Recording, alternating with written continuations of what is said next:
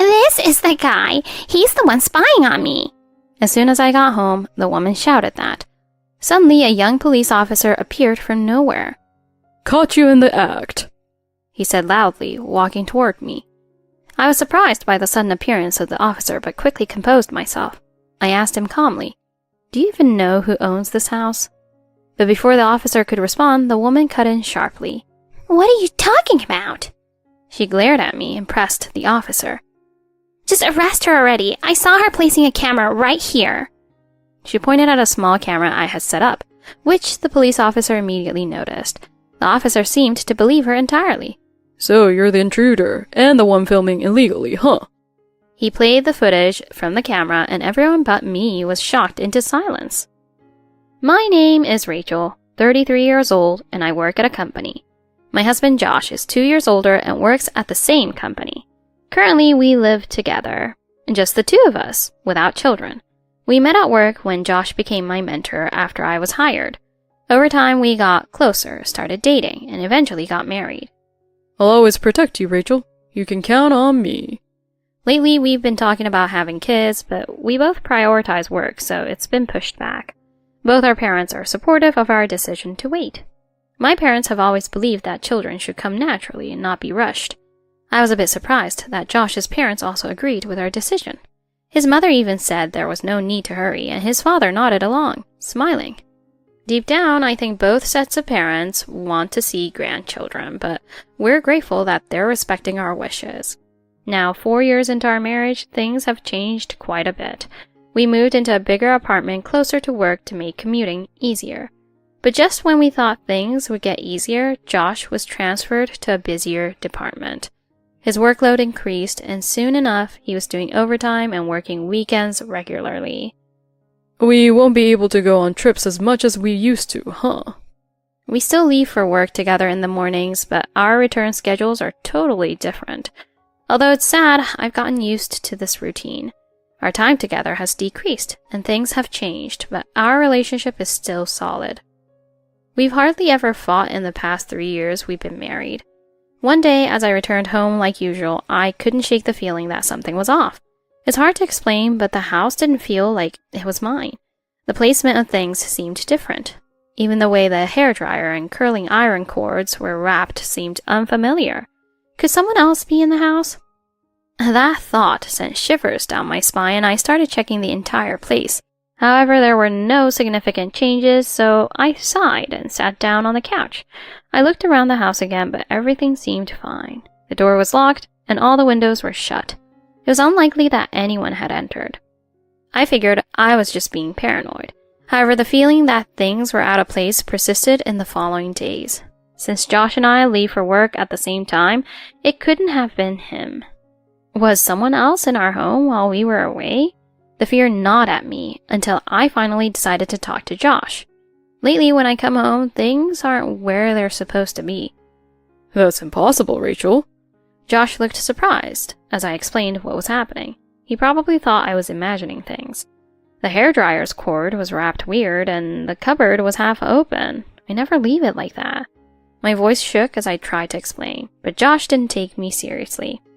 "Rachel, it's probably just your imagination. Maybe I wrapped the hairdryer without thinking." "Josh, you don't even use the hairdryer in the morning." I reminded him that I was the last one to use it, but Josh just gave me a sympathetic smile and went to take a shower, then headed to bed. What should I do? I didn't have proof that someone was entering our home. That's why I had talked to Josh, hoping he'd notice something too and help me figure it out. But maybe Josh was just more oblivious than I thought. I even considered taking photos of the house before leaving each day. That's when something strange happened. After I started taking pictures, the feeling of something being off stopped entirely. The house seemed perfectly normal. "Well, maybe it's a good thing nothing's changed," Josh said as he ate dinner after a long day of work. "Do you think so?" "Yeah, I'm pretty sure it was just in your head." He flashed me a playful grin. His lighthearted attitude irked me a bit, but maybe he was right. "Okay, I'm sorry. I must have been stressed." "Yeah, you should stop taking pictures. It's probably just making you more tired." Josh's words made me reflect on the situation. Maybe I had been overworked imagining things, but at the same time, it seemed strange that The weird feelings stopped the moment I started taking photos. It wasn't like I suddenly became less stressed. Maybe the intruders stopped because they realized I was onto them. If I mentioned this to Josh, he'd probably laugh it off as overthinking, but I couldn't shake the feeling that I was right.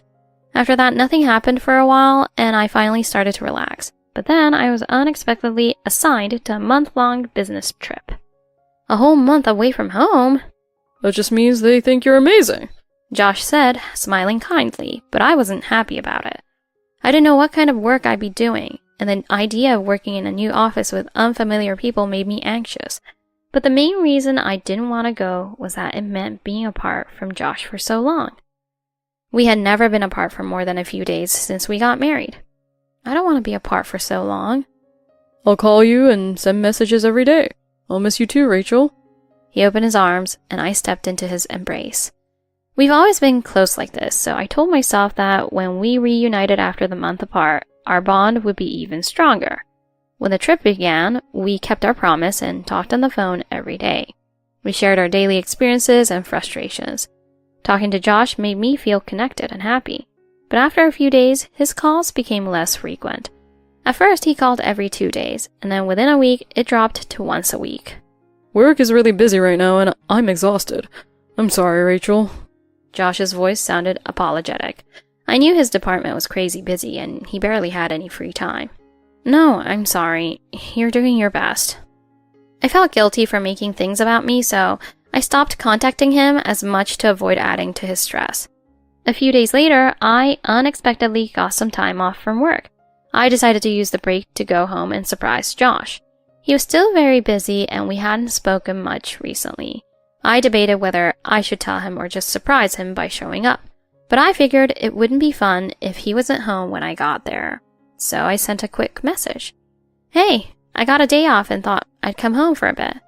I hopped on the train and headed home. I didn't hear back from Josh, but I figured he was busy at work.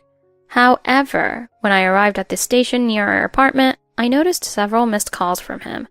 I immediately called him back. Rachel, where are you right now? His voice was rushed and tense, which surprised me. Why do you ask?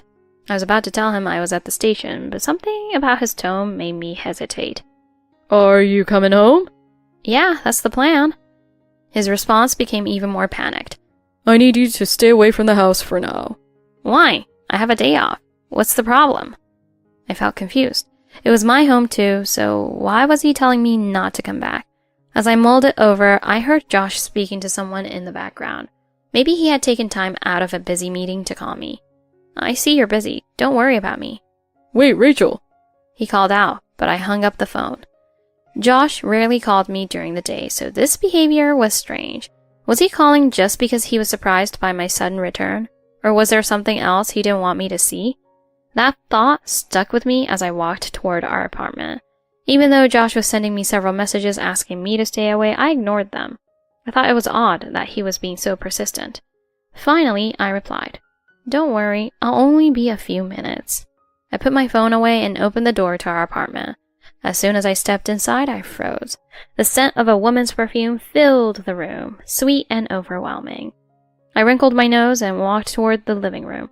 Women's clothes were scattered all over the floor. What the hell is this?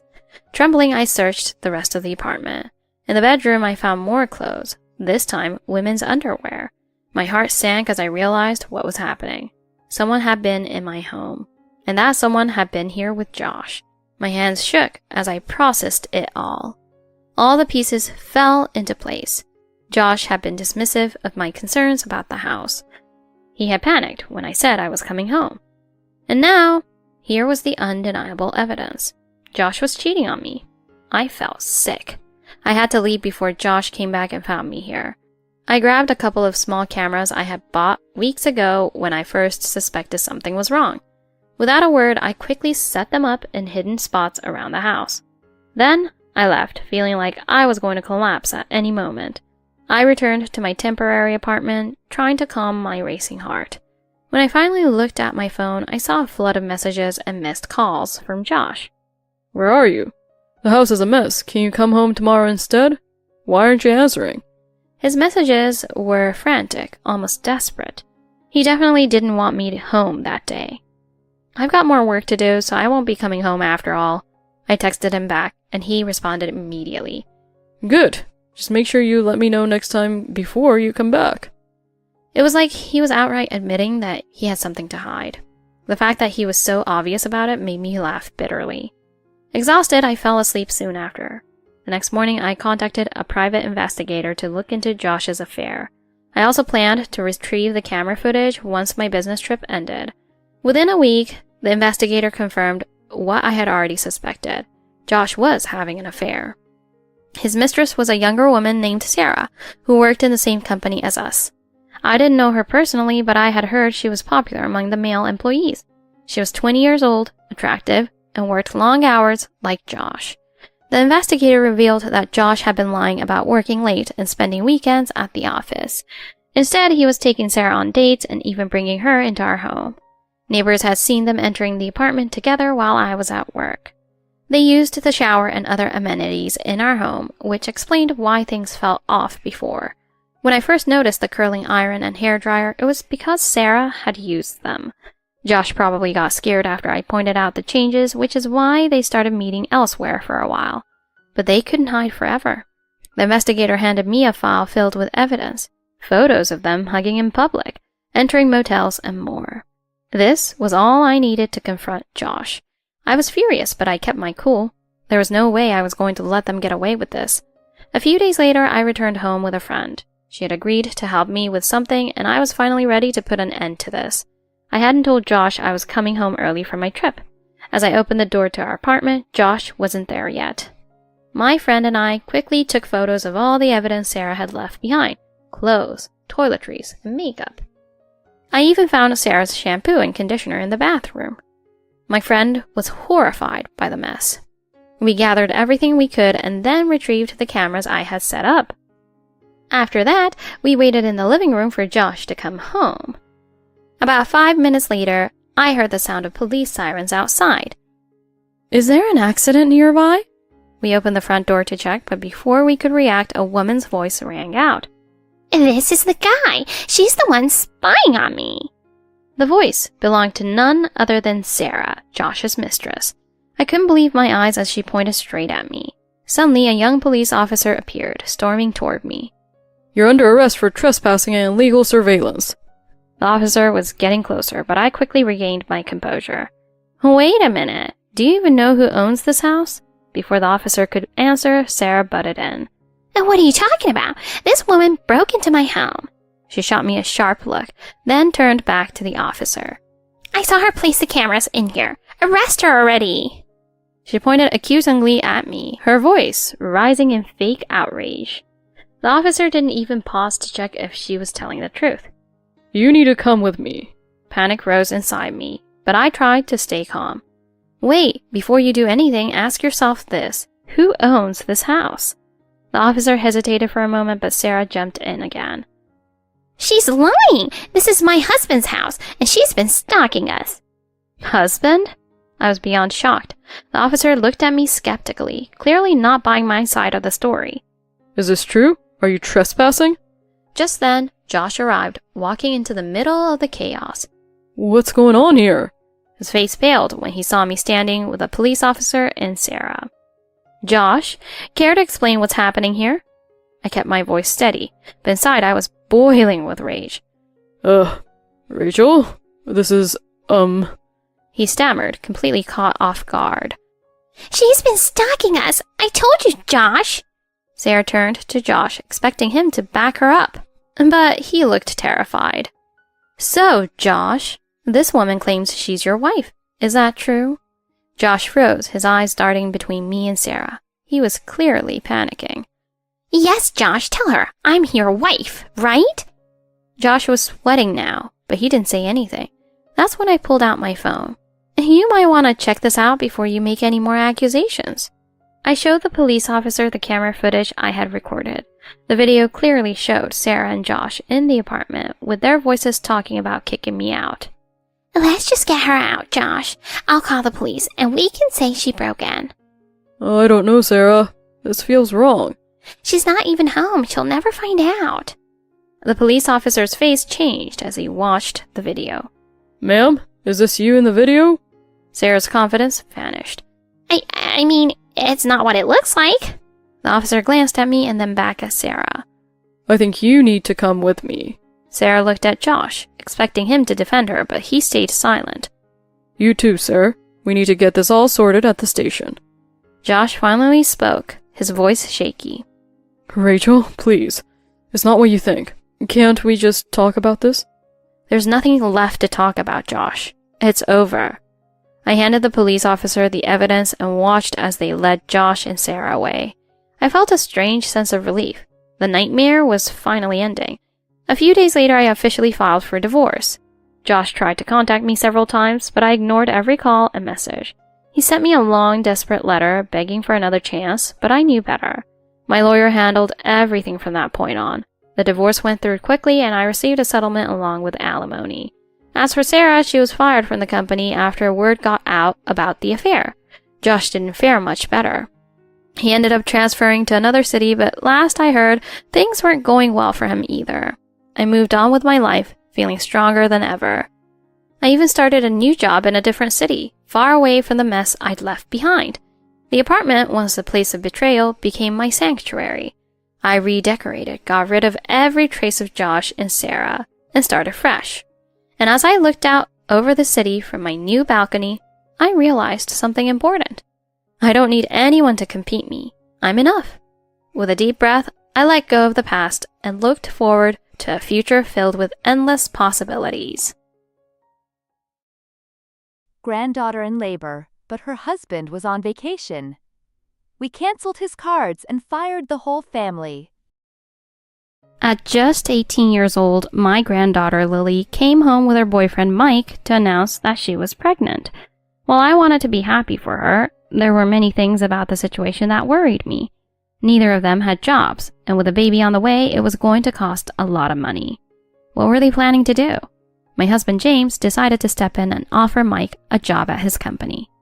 Come work at my company. This way you, Lily, and the baby won't have to worry about your future. Not only did he hire her boyfriend, but he also extended the offer to her in-laws, who were unemployed at the time. James thought that by helping them get on their feet, it would ease some of the burden. However, things didn't go as planned. When Lily went into labor, she called Mike. His response was shocking. Can't make it. I'm on a vacation with my parents in Las Vegas. It'd be a waste to fly back now when we're having so much fun. You handle it. We couldn't believe what we were hearing. The thoughtless attitude he showed toward Lily and their unborn child made both my husband and me furious. Before I could say anything else, he hung up. James was furious and immediately took action. Little did Mike know this would turn his and his family's lives upside down. My name is Sarah Jones, and I'm a 67-year-old housewife. My husband, James, and I have a daughter named Emily. Emily is incredibly strong-willed and doesn't back down once she's made up her mind about something. A few months after she broke up with her boyfriend, she found out she was pregnant. She was already 3 months along by the time she realized. You need to contact him right away. This isn't just your responsibility. He needs to know. Emily, however, refused. She didn't want to tell him and said she'd raise the baby on her own. What are you talking about? Stop being stubborn and contact him. As we argued back and forth, James stepped in.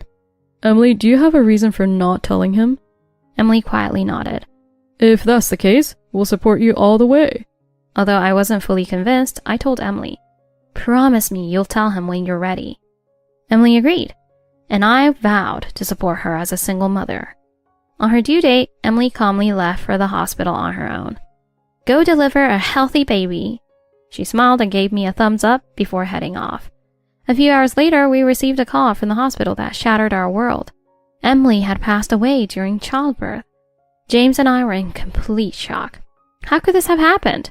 She was fine just a few hours ago. We rushed to the hospital, where the nurse explained everything, but it didn't sink in. When we finally entered the room, Emily looked like she was simply sleeping. We broke down in tears. Emily had likely put the baby's life above her own. I promised her that I would raise her child in her place. After the funeral, we formally adopted the baby and named her Lily, just as Emily had wanted. I'll raise you well in your mother's place, Lily. James and I did our best to raise Lily, but times had changed. Parenting today was so different from when we had raised Emily.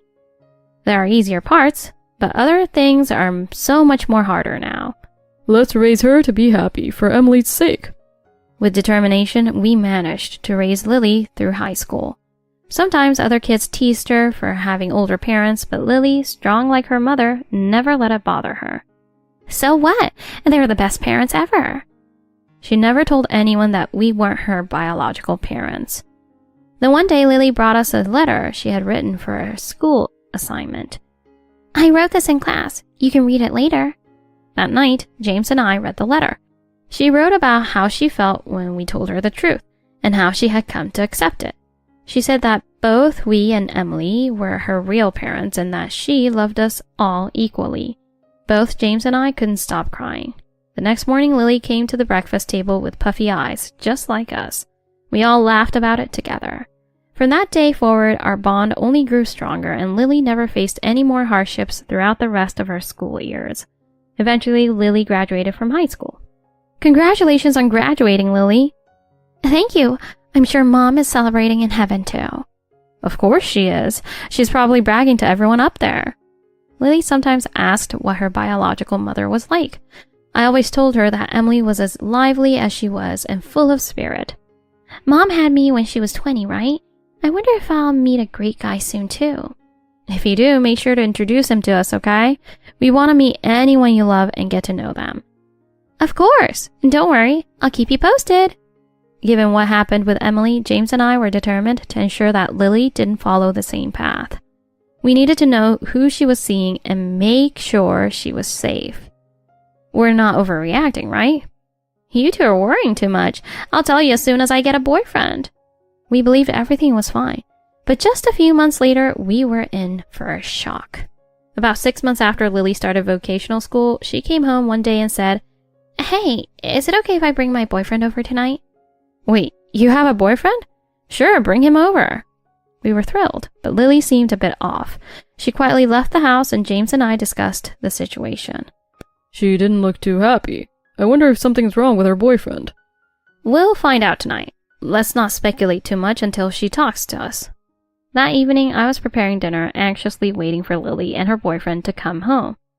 I'm back. My heart raced as I quickly walked to the door. Welcome home. Oh, hello. A young man stood beside Lily, casually greeting me with a simple, Hey. James came out of his study and introduced himself. Hello, I'm Lily's father. Nice to meet you. Sup, I'm Mike. His relaxed attitude caught us off guard, but James handled it maturely. We all sat down for dinner and Mike shared his story. I'm currently a part-time worker, but I'm working on becoming a musician. Mike explained that he was a street performer with no steady income. Lily was supporting his dream of becoming a professional musician. Listening to him, I felt uneasy. How could I support their relationship when his future was so uncertain?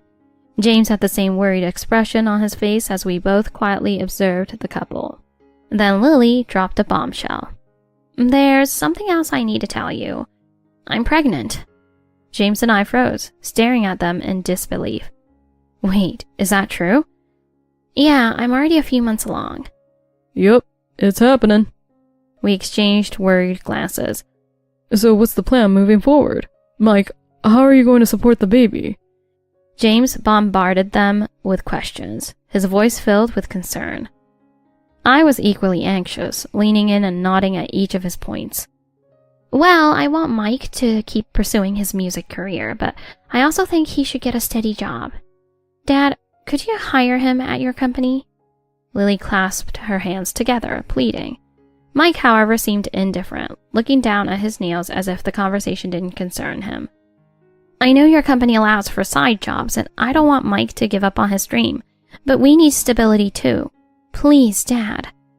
Mike, do you even want to work? Can you handle a job in sales or office work? James wanted to help, but Mike's attitude was making it hard to see his commitment. Yeah, sure. I can do a job. His response was casual and lacked enthusiasm, making us even more doubtful. James wasn't convinced, so he pressed on. I play music on the street every day, talking to strangers and getting tips. That's harder than sales, right? I also took computer classes in high school, so I got this. James eventually agreed, though reluctantly. Alright, I'll give you a chance, but you have to work hard for Lily and the baby. No problem.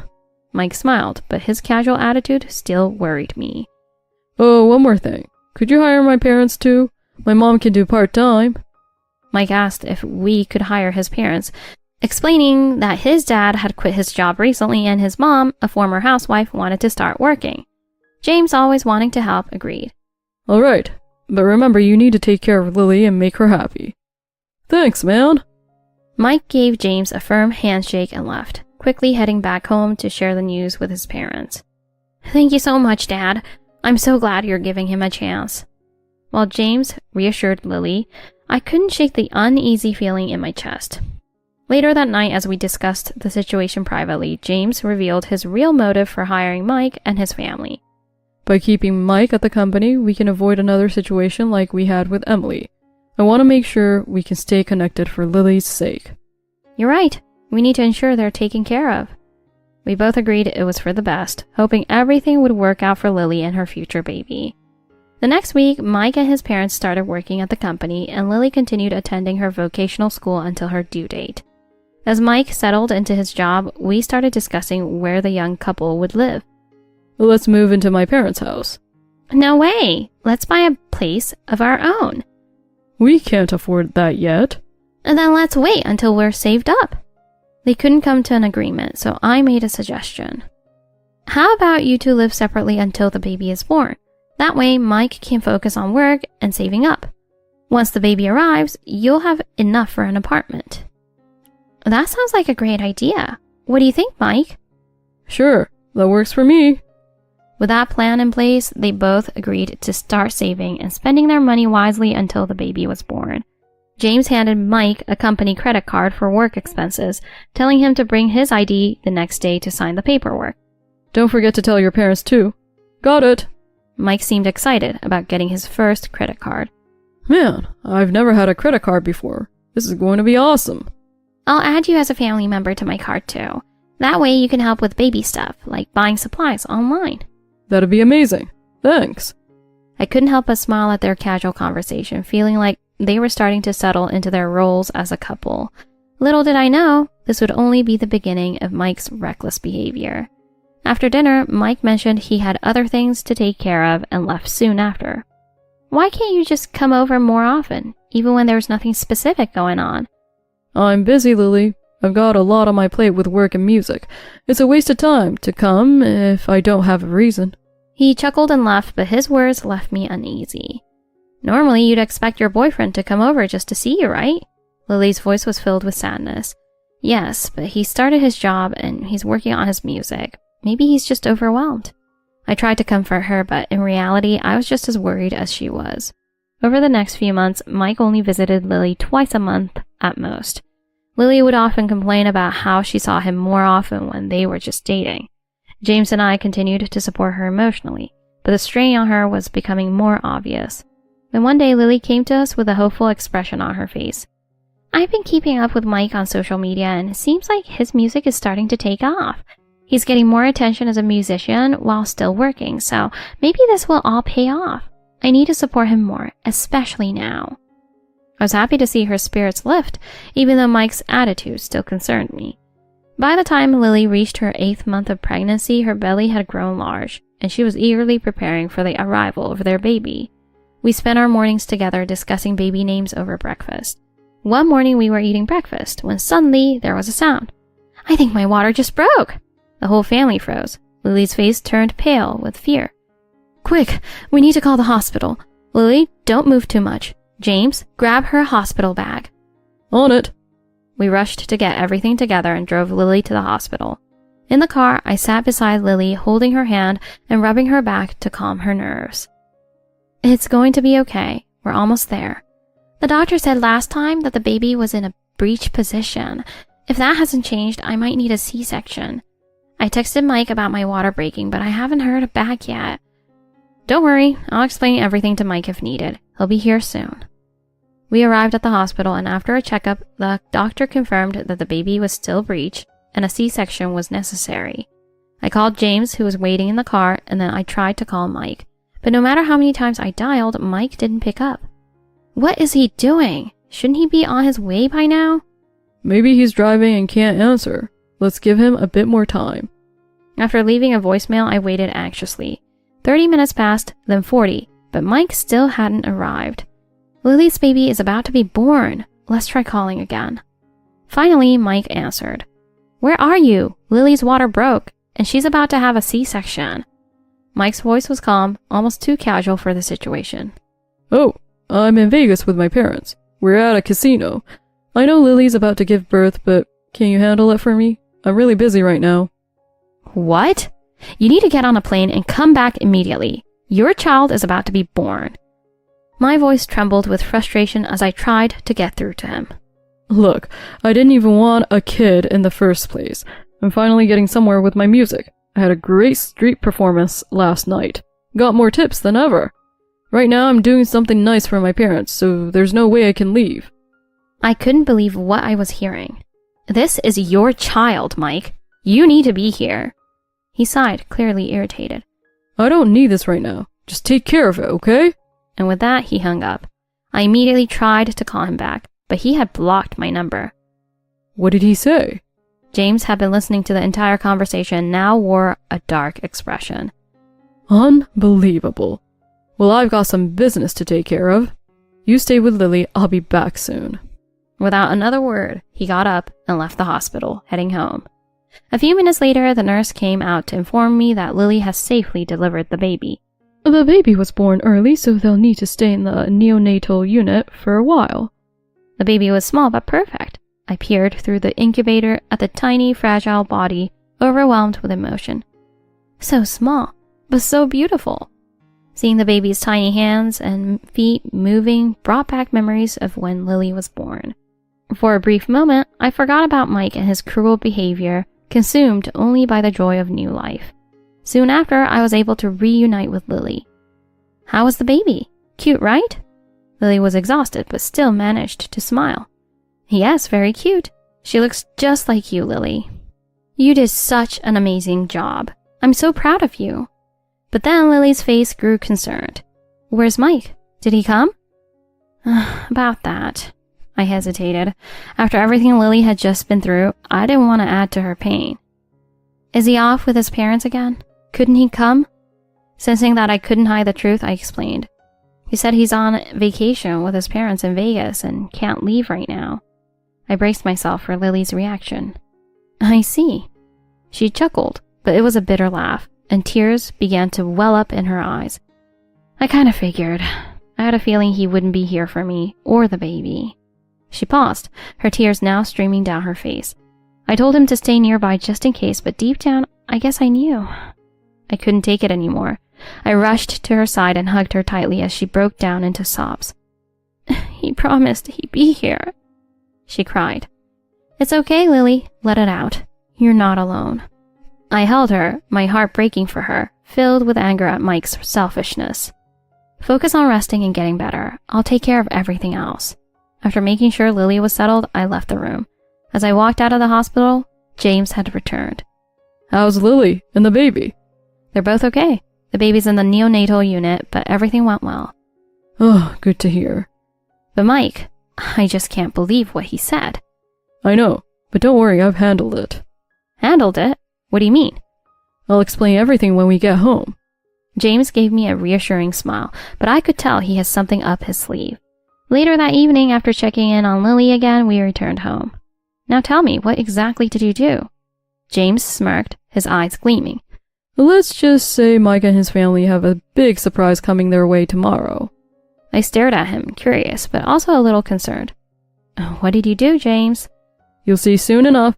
For now, just know that he won't get away with abandoning Lily and the baby. James had always been protective, but this time he seemed especially determined. I trusted him, but I couldn't help but wonder what exactly he was planning. The next morning, Lily sent us a picture of the baby. She's getting stronger every day. I can't wait to bring her home. She's so precious, Lily. You must be so proud. As we admired the photo, Lily called us again. Mike just called, and he sounded really confused. Confused? Why? He said his credit card stopped working, and he's been getting strange emails on his work phone. James and I exchanged knowing glances. Oh? Lily continued laughing. He was freaking out. He kept asking what was going on, but honestly, I didn't know what to tell him. That's when James stepped in. It's simple, Lily. Mike's been cut off. He's no longer working for the company, and his corporate credit card is deactivated. Wait, what? Mike crossed too many lines, and I had to make a decision. He's fired. We also deactivated all the cards he was using. Lily's voice on the phone was filled with surprise, but then she laughed. Oh my god, that explains why he was so panicked. We all laughed, imagining Mike's shocked reaction.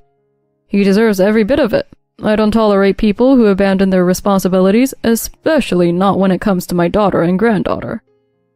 Thank you, Dad. I really needed that. The three of us felt a weight lift as we realized that Mike was finally facing the consequences of his actions. So, what happens next? Does this mean I'll never have to see Mike again? That's up to you, Lily. If you want to move forward, we can make sure you're protected, both legally and financially. We'll support you no matter what decision you make. I think I want to file for divorce. I don't want him in my life anymore. I need to focus on my baby. I could hear the strength in Lily's voice. She had been through so much, but this was her first step toward taking control of her life.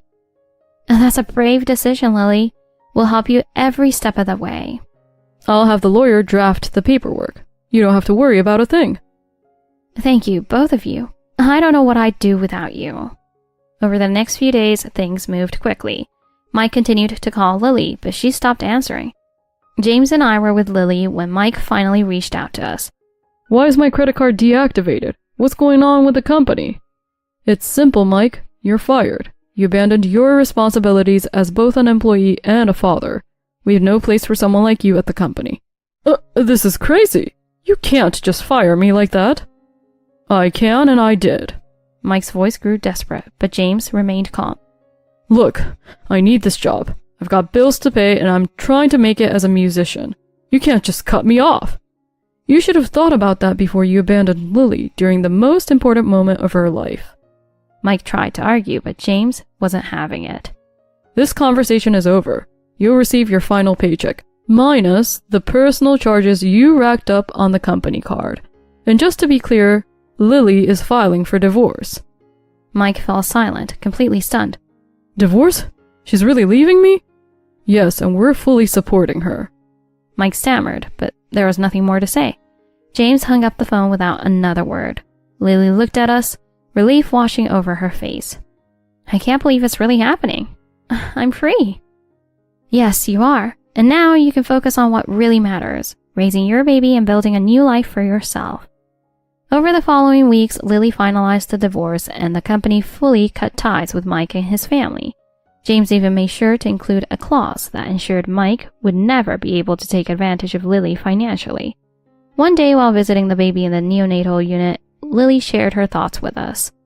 I want to give her a fresh start. I don't want Mike's last name attached to her. I want her to carry my name. I think that's a wonderful idea, Lily. We'll help you with that too. Anything you need. Lily smiled, her confidence growing every day.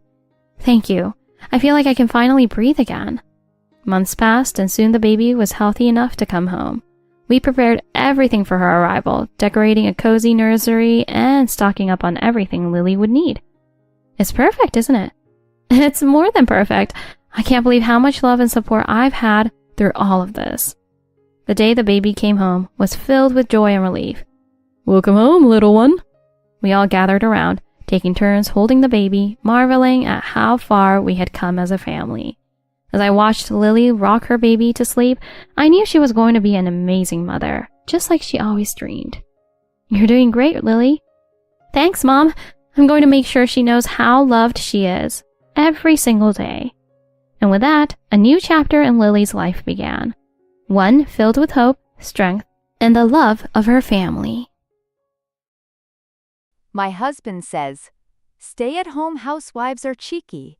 If you have a problem with me, go live by yourself. Hi, I'm Faith, a 30-year-old stay-at-home wife. My husband Jake and I have been married for 2 years. We don't have kids yet, but we talk about wanting at least 2 every day. Lately, though, things between us have been a little off. Now that we've been married for 3 years, our relationship has cooled, and I'm finding myself in a tough situation. We used to be so in love. I don't understand how I got to this point. Every day I'm exhausted, we barely talk, and the atmosphere is so heavy. I'm constantly worried about what kind of emotional damage I'll take when I get home. I'm so tired right now. This is serious. Hey, I'm home. Oh, better watch out not to step on any emotional landmines today, or things will get really bad. My company can't even appreciate my talent. It's over. What's going on? Did something happen? I've been struggling at work. My pay keeps dropping, and now they told me I can take next week off. Oh no, that means another pay cut. It's become a regular thing to come home, complain, break stuff, or drink with coworkers when things go wrong at work. Since Jake's company allows side gigs, many of the parents are already doing extra work. Jake talks like he's doing a lot, but he just complains and doesn't actually take any steps forward. Given the current situation, you should start saving more money too. If we need to save, I'm already doing my part. I'm working really hard. I turned down lunch invites from my friends, and I haven't been to a girls' night out in ages. Your husband is working hard outside, so how can you go for lunch or girls' night? How can you use money for eating out without my permission? How dare you? You're the one who comes home drunk from speaking your mind, but when I suggest going to lunch, I get shut down. It's exhausting. Just follow what I'm saying. Got it? Yes, I understand. If I say anything back, it'll only make things worse between us. Besides, no one would really understand how I'm feeling in this situation, so I just comply to avoid more conflict. We've been bankrupt for a while now, so I suggest I can work as part-time. But Jake's pride wouldn't allow it. He hated the idea that people might think he wasn't earning enough if his wife had to work. But honestly, our finances are a mess. I'm doing everything I can to save. I buy cheap produce, cut down on heating costs by layering clothes, and I can't even remember the last time I bought myself new clothes. But I stay quiet about it. I'm getting angrier and more stressed, but I just keep tolerating it. The only comfort I have is talking to Grandpa, my neighbor next door. Oh, Faith, did you argue with Jake again? Yeah, you know how it is. He's always stressed out from work, but he still doesn't forgive me. It's tough. Grandpa always listens to my complaints and frustrations without judgment. He's not only a great listener, but also gives spot-on advice. If you're struggling financially, why don't you try making money from home? Yeah, I've been thinking about it, trying to figure something out. That's the solution. Working from home might be just what you need. You know what? You're right. That could actually work. If I work from home, I wouldn't cause any trouble, and I wouldn't hurt Jake's pride. I have a computer at home, so I decided that if I could make some money, I'd start working from home. Of course, I talked to Jake about it too. Jake wasn't very happy about it. Even though I was serious, he just laughed it off. You, working from home? That's a joke, right? You can't do this. You're just a regular housewife. He said something like that, implying that people who don't understand the real world are clueless. You won't know until you try. I know making money isn't easy, but I'm still managing all the housework too. Don't be lazy. You won't be able to do it anyway, and don't come crying to me if you get tricked into debt or something. I know. Even with all these doubts and insults, I started working from home. At first, I couldn't make any money, and I quickly realized how hard it is to earn even a small amount. But I refused to give up. I kept working hard, little by little, and eventually started making a bit of money. I was so happy. Then one day, Jake was in a terrible mood, worse than usual. Are you even doing the housework anymore? Or are you just wasting time on the computer? Of course I'm doing the housework, then working. But he couldn't care less. Come on, that's not real work. You're just playing around and pretending to be busy. You haven't even been going to your company. I'm the one under all the stress from a real job, and you're just sitting around. Even though I had started to make some money and get back on my feet, Jake kept insulting me. I couldn't take it anymore. I glared at him, furious at his rude words. Jake got even angrier and started shouting. I'm the one supporting this family. Why are you complaining about me? You should be grateful. You're just a housewife. Be thankful to your breadwinner. If you don't like it, then go live on your own. I don't need a useless wife like you anymore. Get out of here. His heartless words were too much. I couldn't stand it any longer.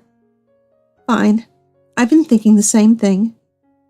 Jake looked shocked. Maybe we'd both be better off without each other. Wait, what? I ignored him. I packed the bare essentials into a bag and walked out without needing any more discussion. Jake was panicking, trying to stop me, but I ignored everything he said. I left the house and headed to my next destination. I had talked to Grandpa before, so he probably expected something like this, though I doubt he thought it would go as far as divorce. What on earth are you doing here at this hour? I just can't stay with Jake anymore. He keeps saying horrible things. That's awful. At first, Grandpa listened to me calmly, but as I told him more, his face turned bright red with anger. This is unacceptable. You're not leaving without a fight. Let's show him a thing or two. Yeah, let's take our time with this. About a month after I left, Jake changed his tune and came to see me. Faith, please come back. I'm drowning in bills. I can't handle everything by myself. Please, I need you. And I haven't had a decent meal in weeks. His voice was shaking and his lips were trembling.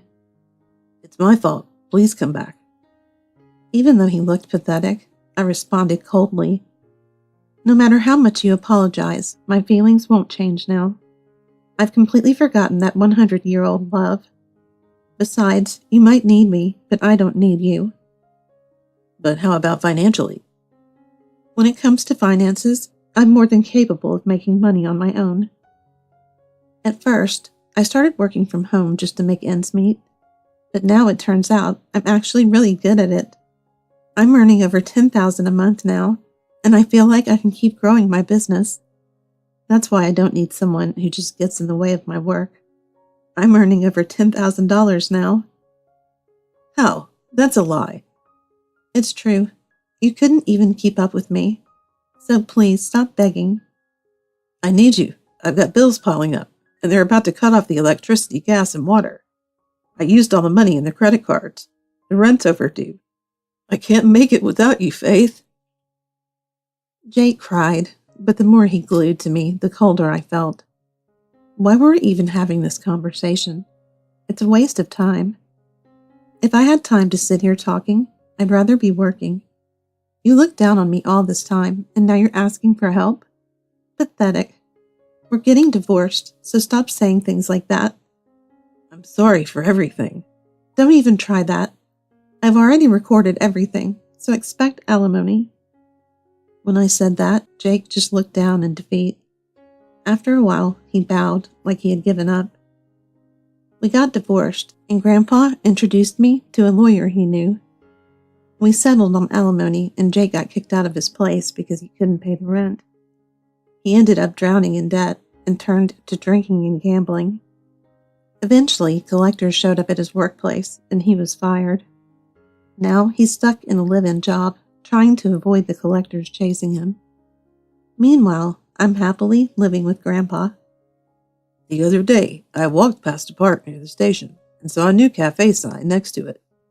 They have all sorts of parfaits on the menu. I really want to try their pudding parfait. Let's go together sometime. That sounds great. I heard they've got some rich parfaits and even a curry one. I'll give it a shot. It's amazing. Well, that's worth checking out. Get me a ticket, too.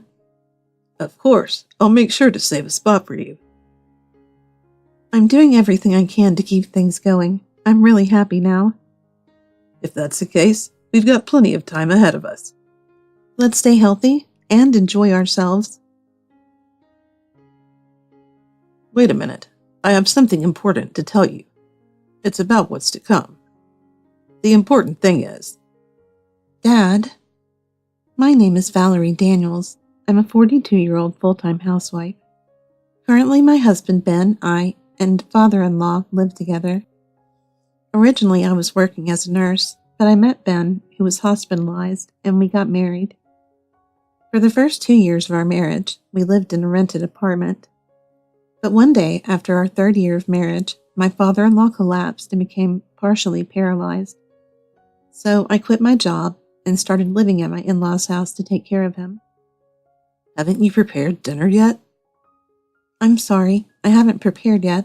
I took Father to the hospital today. You're not good at doing things. You're supposed to take care of my father and do the housework. Saying that you took him to the hospital isn't an excuse. Who's going to feed me? You're a housewife, right? Do your job well. I'm sorry for being late, but it was you who asked me to quit my job, right? That's not the way you say it. Ha! I'm so tired when I get home. In fact, you only move your mouth. I'm taking a bath. Get it ready while you're at it. When I first got married to my husband Ben, he was a sincere and considerate person. He actively helped me with the housework and comforted me every day. Even after I moved into my in-laws' house, he was grateful to me for taking care of my father-in-law. But slowly, Ben started acting like everything was normal and stopped helping. I couldn't get Ben's cooperation, and with my father-in-law's care, I didn't feel like having a child. Before I knew it, 15 years had passed. Ben started calling me an incompetent wife who couldn't even have children. Year by year, Ben's personality grew colder, and he used to call me by my name, but now he doesn't even do that. Our relationship became very distant. The reason I was staying was because of my father-in-law who needed my care. Valerie, thank you for today. Not at all. There doesn't seem to be anything wrong, so that's good. But it doesn't change the fact that it's becoming a burden. Still, it's too early to give up. Let's do our best together. Thank you so much. You are too good for Ben. Did he say something to you today? He didn't say anything to me again today. It's my fault. I warned him many times, but he didn't listen. After 13 years of living with you, I can always tell when you are lying. I'm really giving you a hard time. If you keep up this relationship with Ben for my sake, it's not a good thing. Don't worry about me. I want you to pursue your happiness. What are you talking about? We're family. I see. I'm really sorry. At times like this, it's okay to say thank you. That's right. Thank you. My father-in-law is a very considerate person, unlike Ben's domineering attitude. He always has a gentle smile and speaks kindly to me, always expressing gratitude for my care. Because of my father-in-law, I've been able to care for him with all my heart. I love my father-in-law, and I plan to continue caring for him. Ben's stress has been building up, but I've gotten used to it. As long as I don't expect too much, life is pretty manageable.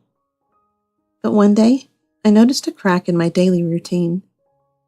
One day, my father-in-law's condition suddenly worsened, and he had to be rushed to the hospital. The doctor said his condition was severe, and he would need to be hospitalized for a while. It was an emergency, so I called Ben, but he didn't answer. It looked like he went out instead of working. Father, are you awake? Are you hurt anywhere? Are you okay? I'm fine, thank you. I just had a bad dream. I might not have much time left. What are you talking about? Please, don't even say things like that. I think Ben will come soon, so I'll talk to the nurse. Please, wait a moment. I have something important to tell you. That's all for the future. The important thing is... Dad. In the end, I couldn't contact Ben on the day my dad was rushed to the hospital, and the only time I was able to talk to him was late at night. Where have you been? No matter where you are, don't interfere in my private life. Did you see the message? My father was taken away. Why are you coming home at this hour? Aren't you worried? I can't help it. I'm busy in my own way, and my father is often taken to the hospital. He's used to it, but there's no sense of urgency. I tried my best to stay calm, but according to what the doctor said, it's quite serious. It seems like the situation is urgent. That's probably because you weren't taking care of my father properly. There's a problem with your care. That's why my father's health deteriorated. It's your fault. Well, don't just put yourself aside and shift the responsibility onto me. Oh yeah, that's right. In that case, I'm busy with work, so you can go to the hospital and take care of my father. I'll finish my work, so you can too. But I might go visit him after work. I can't make any promises. If I feel like it, I'll go. We haven't finished our talk. I'm still tired. No matter how many negative things he says to me, I don't mind now. But I couldn't ignore the way he treated his father so roughly. I wonder if he's really human. After that, I went to my father-in-law's hospital room every day. On the other hand, Ben never came to visit him. A month after my father-in-law was hospitalized, he passed away. I cried more tears than I expected. That's how much I loved him. At that moment, Ben appeared in front of me in a panicky manner and made some horrible remarks. Yes, I can leave you now. I'm divorced. I'm done with you. Let's get divorced. I have a mistress and a hidden child. Yes, I have a new wife. She's beautiful, and we even have a young, fashionable, and cute child. She's a 180-degree different person. Hey, you can come in. Excuse me? I'm so excited. I mean, were you cheating on me? Well, on paper, you're my wife, but in my heart, you're not. My favorite is Rose. Thank you for all your hard work and caring for my father. I'm the one who'll make Ben happy now. I can't believe it. I can't imagine what father-in-law would think if he were still here. He's also a man, so he can at least understand my feelings. She cannot have children. She's not beautiful enough, and she's not young either. She's always aggressive towards me, and I can't live like that for the rest of my life.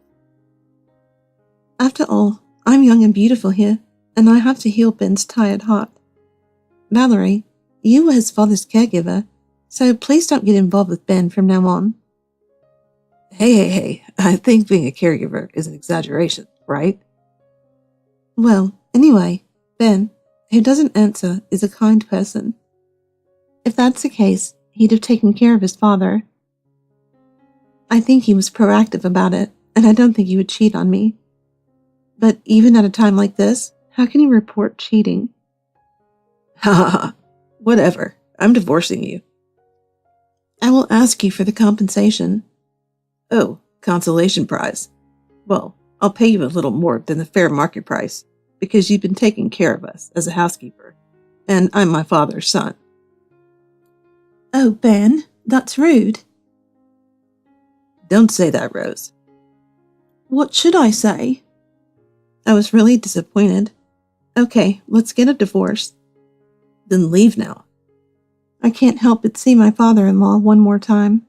He has been so indebted to me. Please, don't come back to this house. I will be Mr. Ben's wife. I'm going to see his father off, so please be gone when I return. I'll leave after the funeral is over, so feel relieved. Then we'll eat a little food. Get ready. Did you really stop being a human being? The reason I continued my marriage with him was because of my father-in-law. I was worried about my father-in-law, so I wanted to be with him. So I endured Ben's continuous care, but my father-in-law left. There's no reason for me to be with him right now. I was thinking that as I was going to ask for a divorce someday, so it was a good thing. I filled out the divorce papers without any hesitation. All that's left is this baggage, and I'm busy. The funeral was over in a blink of an eye. I packed my belongings in a cardboard box and called the contractor. Thinking that this would be the last time I would see this house, I thought back to the days we spent. As I thought about it, my tears naturally spilled out. Although there were many difficult times, I had a lot of fun. My father-in-law expressed his gratitude to me a lot, and I would like to thank him as well. Thanks to him, I was able to grow in many ways. Hey, are you done packing your bags? Yes, Well then, just leave quickly. sure, and you will pay for this. Of course, whether it's alimony or alimony for cheating, I'll give you as much as you want. Don't worry. You're in a good mood. That's because my standard of living will be higher. You're really over it. Also, no matter what happens in the future, don't ask me for help. It's disgusting, so I don't want to get involved with it anymore. In fact, don't get involved at all. It's a waste of time. You're a disgusting person from the beginning to the very end. You're going to be a lonely person with no food, so you'd better watch out. I think you'll see hell from now on, but live strong. I wonder if that's what you're telling yourself. It's nothing. Goodbye. Please don't show me your dirty face again. I will disappear from his presence without leaving a single regret. Now that I'm free from him, let's have a glass of wine. The hospital might be a good environment. It's been 2 weeks since I moved to a new house and started living alone. My days are filled with job hunting hobbies and meals with friends. One day, that man contacted me again. I asked you not to get me involved, didn't I? What do you mean?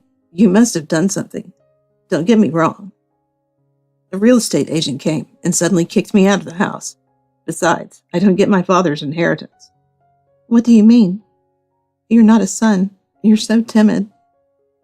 I'm my father's son. If you were a son, you'd worry if your father got sick, take care of his care, and not leave everything to your wife. That's your interpretation. Well, no. Father said that you were no longer his son. Instead, he said that I was his daughter. That's right. You thought that you would receive an inheritance, so you gave up on me and paid me a lot of alimony. That's what I said, but I'm afraid your assets don't have that kind of freedom. That's a lie. It's true. Your father gave me the house and property in my name as a gift before he died. I asked a real estate agent to sell it to me, so hurry up. Well, now I don't have any free time. Just wait. Anyway, I'm related to my father by blood, so it's strange that I don't receive any of that benefit. I don't understand. This is all your fault. I don't have any attachment to father-in-law's inheritance, but I don't want it to fall into your hands. If I were to give it to you, you'd waste it, and I'd use it for volunteer work. I'm sure your father would be happy with it. I don't care how much you try to threaten or confuse me. I'm fine with you. There's nothing to worry about, so stop wasting your efforts.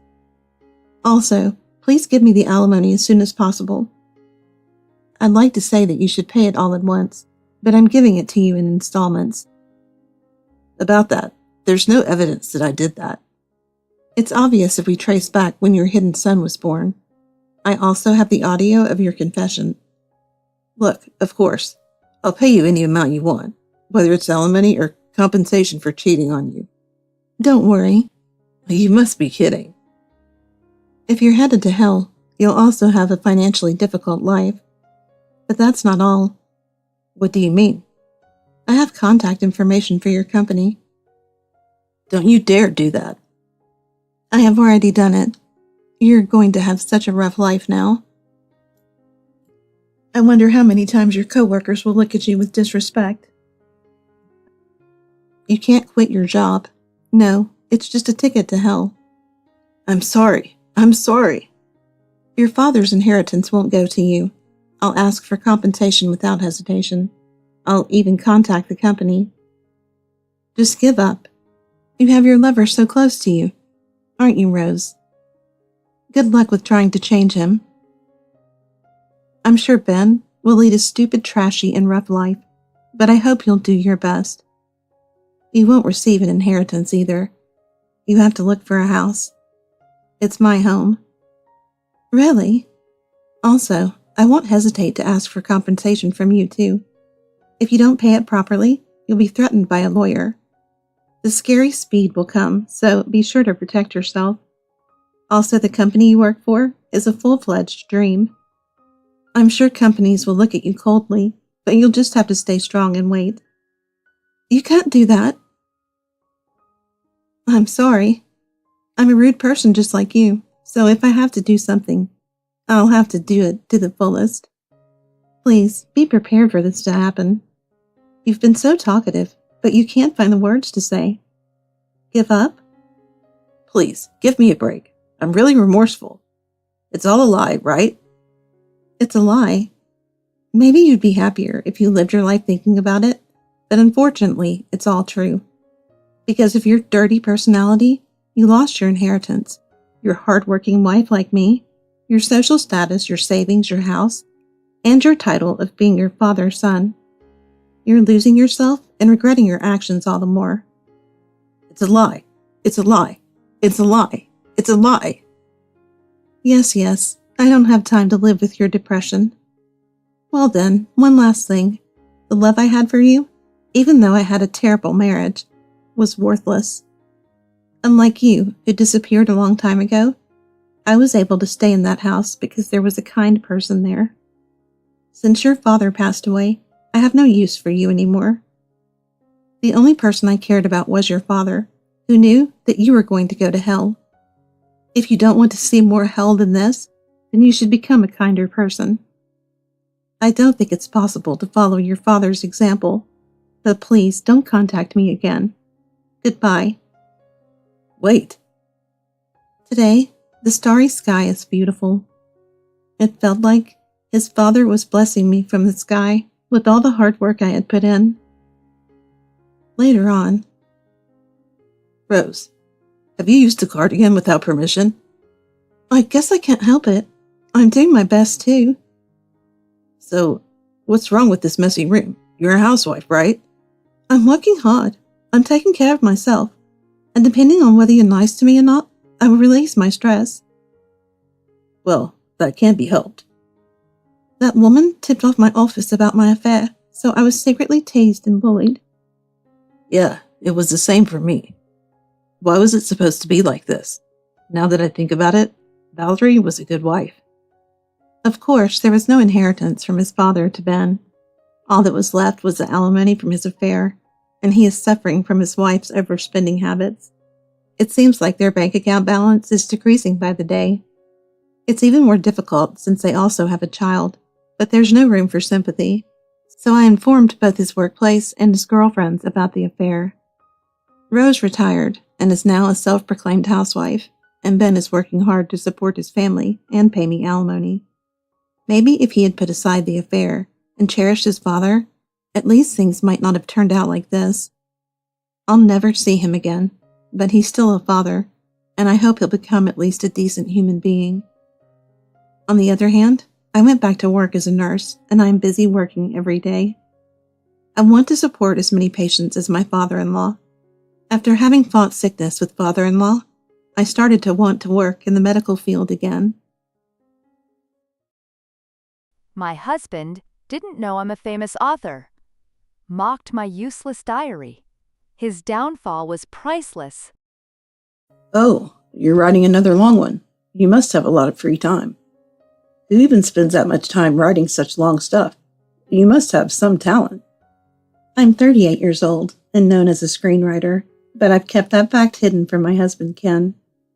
I stopped typing for a moment when I heard him say that as he walked in from work. It's amazing how you can just say things like that after coming home. Around me were scattered papers and resources for my screenplay. Outwardly, I supported my husband as a housewife, only telling him I did some work from home. The truth was, I was using my talent to its fullest. It wasn't easy. I struggled every day with the structure and the work. I would hold myself up in the house during the day, writing furiously, or visit bookstores to gather research. There were times when I hit creative blocks, long periods of silence in my writing career. Ken didn't care much about the papers around the house. He just thought I was disorganized. Oh, it's not just a diary. It actually brings in a little income. I knew hiding it wasn't ideal, but I also knew I didn't want to share this part of my life with him. No matter what I said, he would make fun of it. Are you writing something important? He never used to be like this. Well, yeah, sort of. I closed my laptop slightly, hiding the screen. I couldn't focus with him around. Hey, if you've got this time to write all that, maybe focus on being a full-time housewife. If we were living off just your paycheck. I stopped myself before finishing the sentence. I used to be someone who wouldn't back down from anyone before I met Ken. Maybe I shouldn't have started dating him, but he was my first older boyfriend, and that felt special. Hey, get me a beer, will you? He was always asking for things.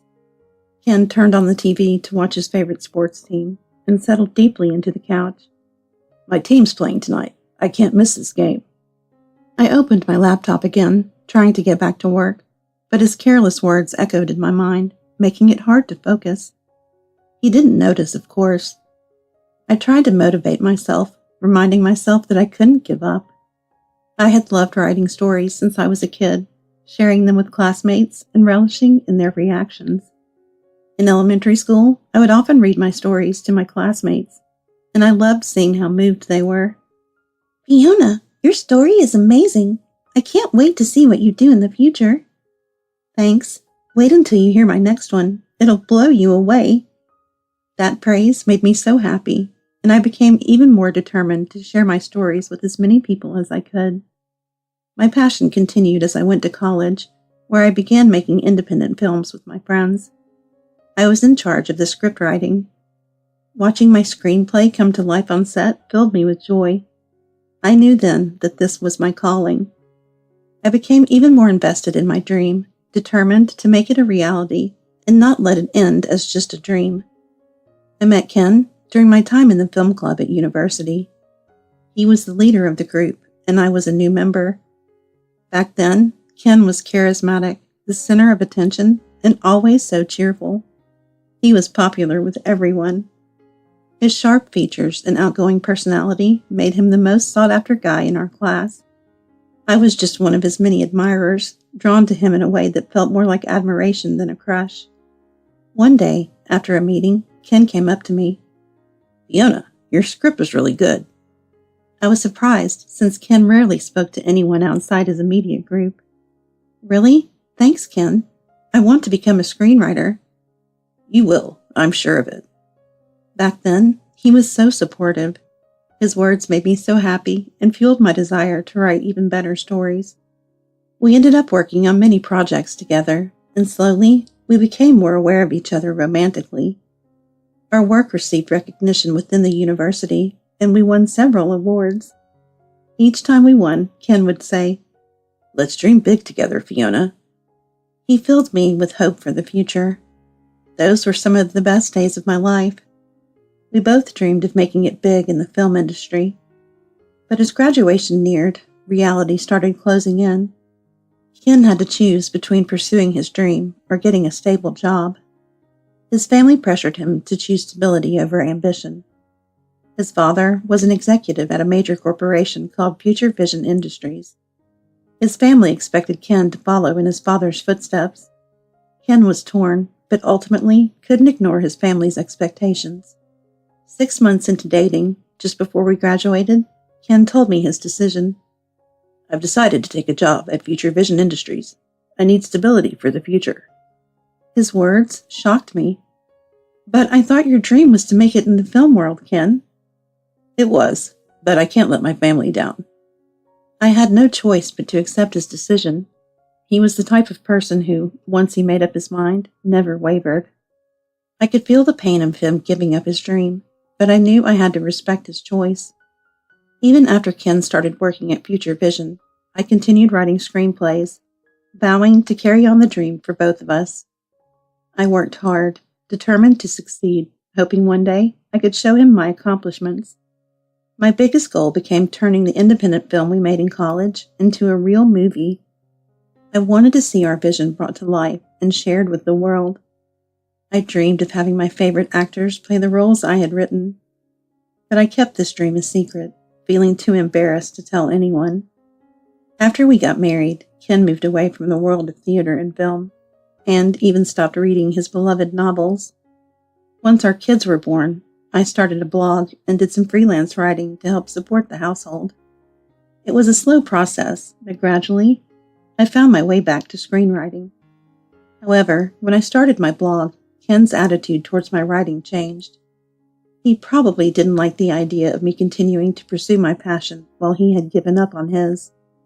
He would come home and say, "What did you do today? Writing your diary again?"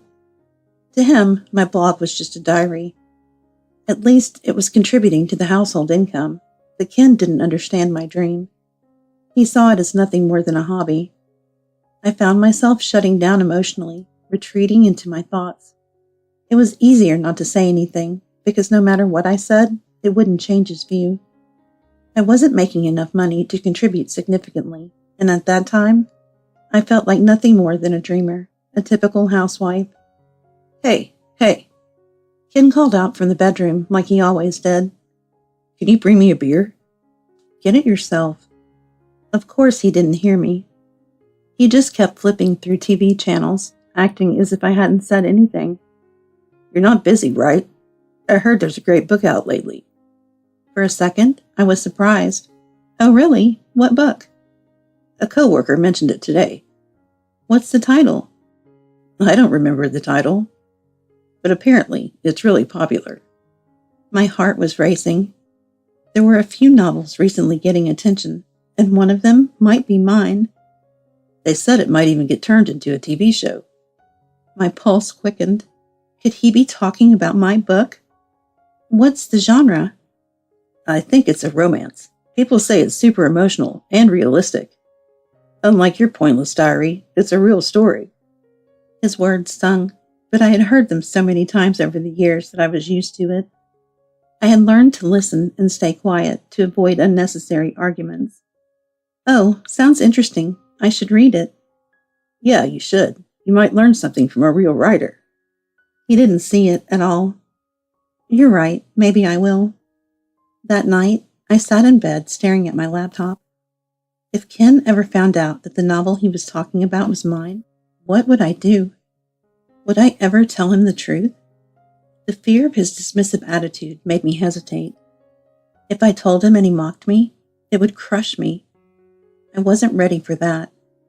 The next morning, I checked my email and saw a message from my publisher. My latest novel was a hit, and they were moving forward with plans to adapt it into a TV drama. The news thrilled me, but it also made me anxious. "Hey, I heard that novel everyone's been talking about is going to be a TV show." I smiled, trying to stay calm. "That's great. I wonder what the story's like." "I'm curious now, too. Why don't you look it up?" "Sure, I'll check it out." I knew it was my novel, but I pretended I had no idea. It felt strange not to tell him the truth, but I wasn't ready yet. I found the title. It's called The Echoes of the Heart. "That's the one. My co-writer said it's amazing. Have you heard of it?" Just a little, but I haven't read it yet. I'll check it out when I have time. "Let me know what you think when you do. I'm curious, but I don't have time to read it myself." While Ken watched TV, I went back to my laptop and continued writing. Seeing his reaction to my work without knowing it gave me a sense of pride, but also a heavy responsibility. A few days later, I received another email from the publisher. The Echoes of the Heart had become a bestseller, and the TV adaptation was confirmed. Tears of joy filled my eyes. The TV show was going to be a 2-night special. Brief, but it was a dream come true. "Hey, that book I told you about, it's definitely getting a TV show. It's a huge deal now."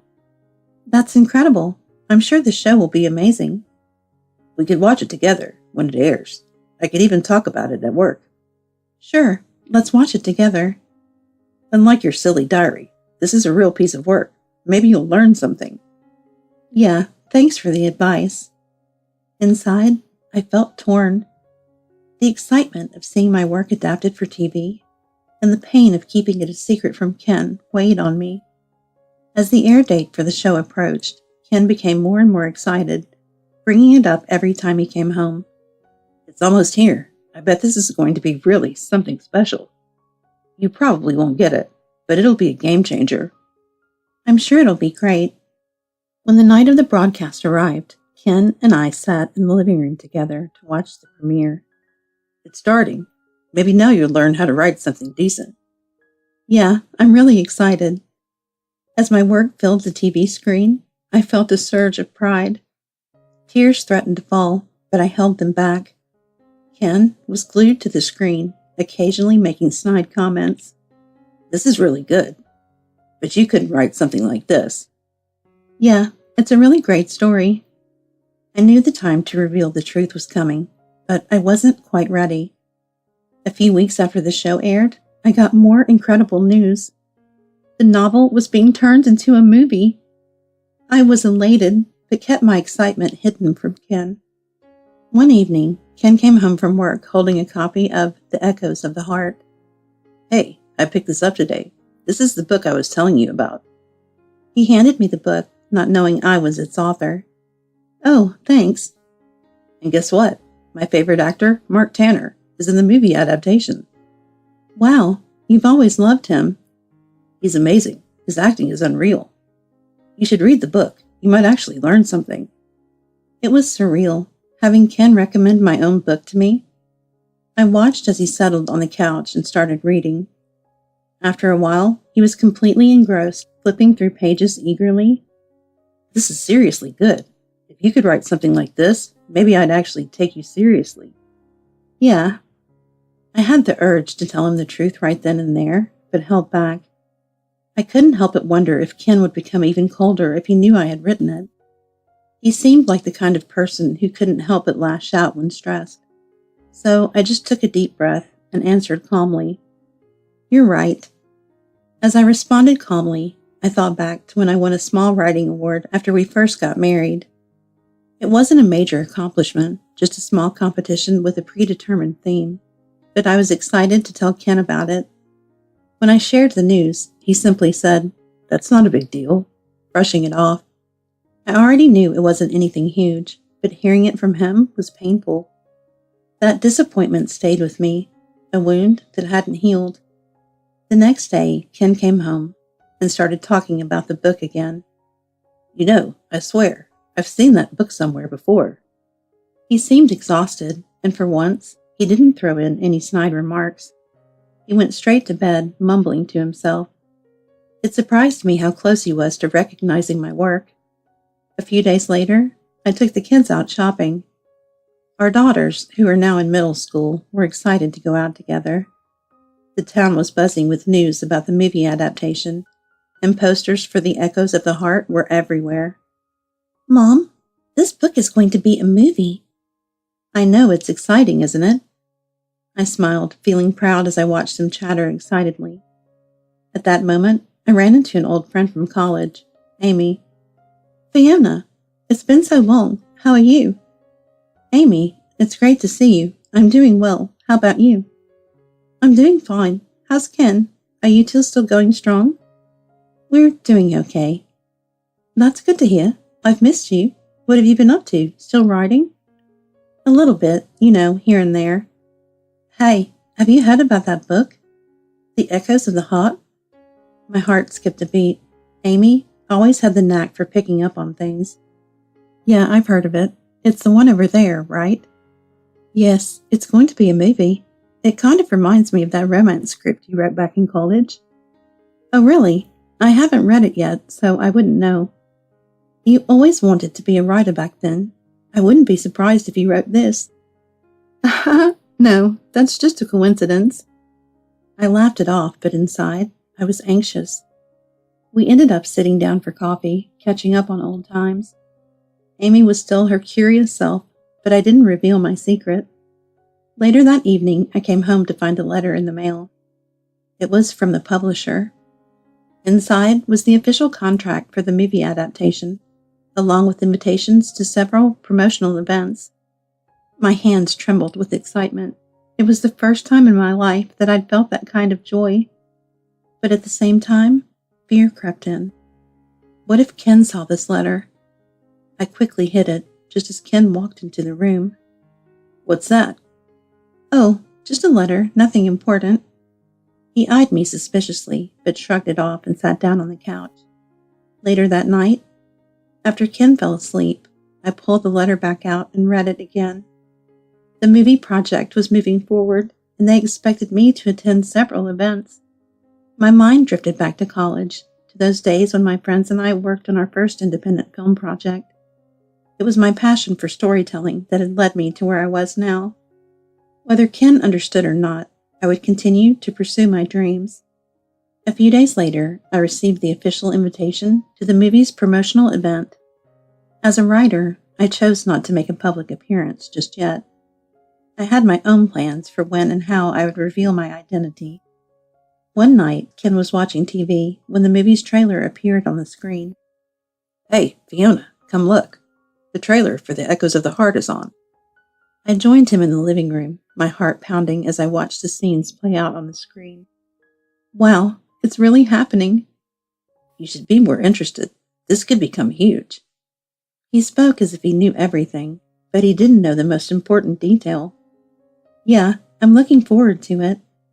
The night of the event finally arrived, and I attended as one of the honored guests. The energy in the room was electric, filled with fans and industry professionals celebrating the success of the movie. But I kept my identity hidden. I wasn't ready for the world to know who I was just yet. When I got home that night, Ken was sitting on the couch reading the novel again. So, wasting time again. I had dressed up for the event, but before coming home, I made sure to wipe off the makeup and return to my usual self. Not at all. I actually had a pretty productive night. Yeah, right. It's just your dumb hobby anyway. I ignored his comment and replied calmly, It was inspiring. I'm going to keep working hard. That night, Ken did something unusual. Out of curiosity, he wandered into my study, a place he normally avoided. There, he stumbled upon my awards and certificates, all displayed neatly on the shelf. What's this? When I entered the room, I found him holding one of my trophies. A confused look on his face. Fiona, what is this? Where did these come from? I took a deep breath and responded as calmly as I could. Those are from stories I've written over the years. It's nothing really. How many awards do you have? He looked bewildered. It wasn't like him to pay attention to details like this, but now he was hyper-focused. It's from the past. I don't write as much now, just a little here and there.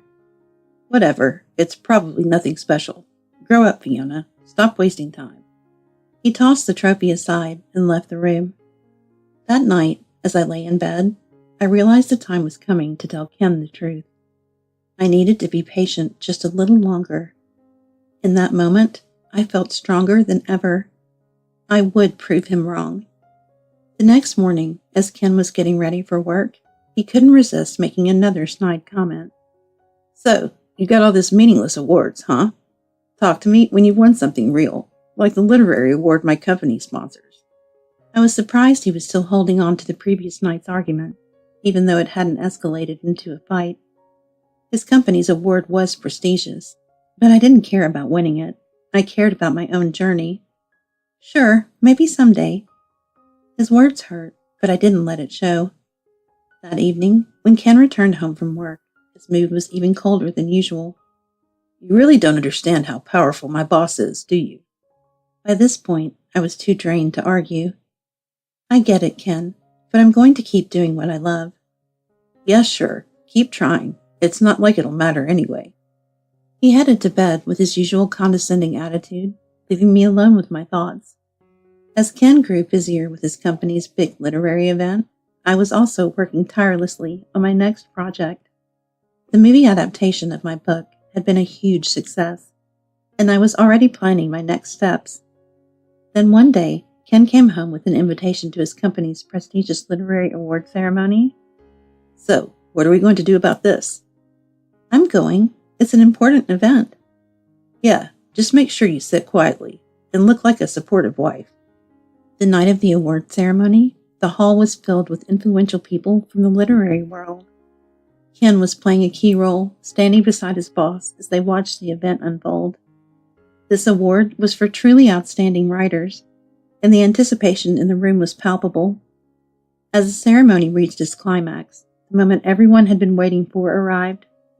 And now, we'd like to introduce the winner of this year's most prestigious literary award, the author of the novel that touched millions and is now being made into a film, Fiona S. James. Ken's eyes widened in disbelief as the audience burst into applause. Fiona S. James, please join us on stage. I stood up, walked calmly to the stage, and approached the microphone. The room erupted in cheers, but Ken looked like he had just seen a ghost. Thank you all so much for this incredible honor. The Echoes of the Heart is a story I poured my heart into, and I'm grateful to everyone who supported me. As I spoke, Ken turned pale, finally realizing that I was the author all along.